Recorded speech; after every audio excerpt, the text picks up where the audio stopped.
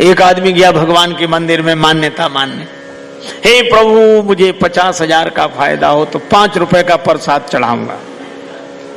ले पहले ही चढ़ा दे। बोले पहले नहीं, ना हुआ फायदा तो 5 तो बेकार जाएंगे, जब हो जाएगा तब। संयोग से फायदा हो गया,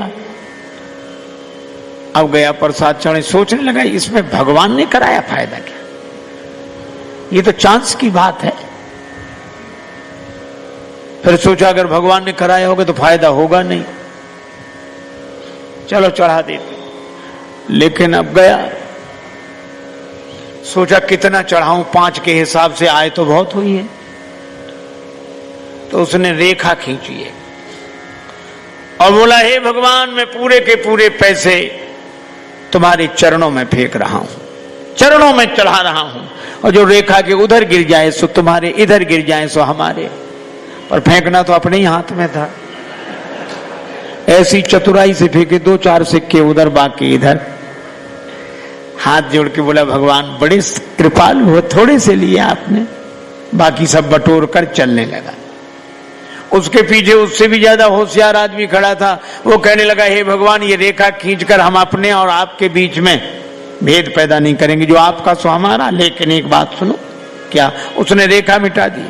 हे भगवान आप ऊपर रहते हैं, हे ऊपर वाले ये पूरे के पूरे पैसे ऊपर तुम्हारे नाम पर चढ़ाते हैं, जो ऊपर रह जाए सो तुम्हारे, जो नीचे गिरे सो हमारे। अब बोलो ऊपर तो रहने वाले हैं नहीं।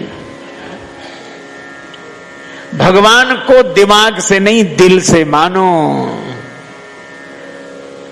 और यही कहो कि प्रभु आपने बहुत दिया, इतना दिया।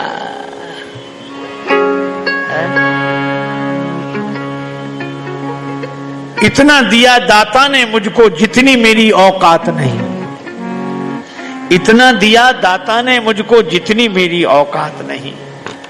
ये तो तेरा कर्म है दाता, मुझ में ऐसी बात नहीं। और घर छोड़ने की बातें सुनकर हम लोग इतने तैयार हो गए हैं कि भगवान से जुड़ने की बात हमें याद नहीं रहती।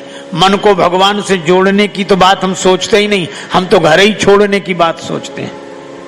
हमारा जोर छोड़ने पे है। अच्छा जो छोड़ते हैं वे भी भैया ऐसे अद्भुत। एक सज्जन हमें मिले, वो जिसने घर छोड़ा गए ही नहीं।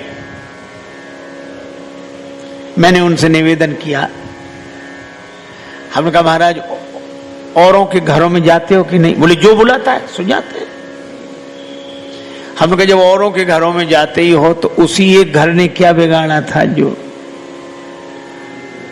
क्या बिगाड़ा था उसने? बोले नहीं नहीं नहीं नहीं वो तो मैं छोड़ चुका, तो छोड़ दिया। और आज मालूम कितने दिन हो गए? आज हिसाब लगा के बताएं हमें 11 साल 6 महीने 3 दिन हो गए। इतना भी याद है कितना दिन हो गया छोड़े। हम नहीं जाते। तो हमने कहा क्यों नहीं जाते? अरे बोले हमारे सदग्रंथों ने, संतों ने कहा है छोड़ने के बाद अपने घर में नहीं जाना चाहिए, छोड़ने के बाद अपने घर में नहीं जाना चाहिए। तो हमने कहा कि छोड़ने के बाद भी अपना घर।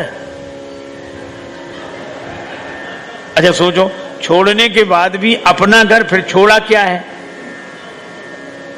छोड़ने के बाद भी घर अपना ही है। अरे इसका मर्म समझें।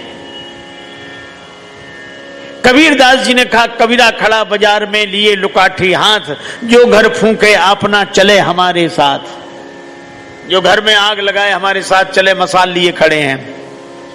तो एक आदमी ने कहा हमें दो मसाल। चला घर फूंकने।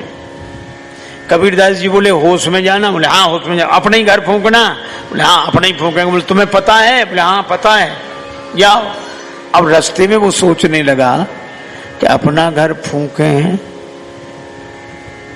लेकिन मंदिर में तो हम रोज कहते हैं तन मन धन सब तेरा। हे भगवान तन भी तुम्हारा, मन भी तुम्हारा, धन भी तुम्हारा। तो भगवान का है कि हमारा है? और हम फूंकने जा रहे हैं। लौटकर बोला कि महाराज समझ में नहीं आता कि भगवान का है कि हमारा, हम फूंकने जा रहे हैं। कबीरदास जी बोले अब तुम समझ गए, यही फूंकना है जिसे तुम अपना मानते हो उसे भगवान का मानने लगो, यही फूंकना है, हमारा नहीं है। अच्छा, फिर एक अजीब बात है, जब हमारा है ही नहीं तो हम त्यागने वाले कौन होते हैं?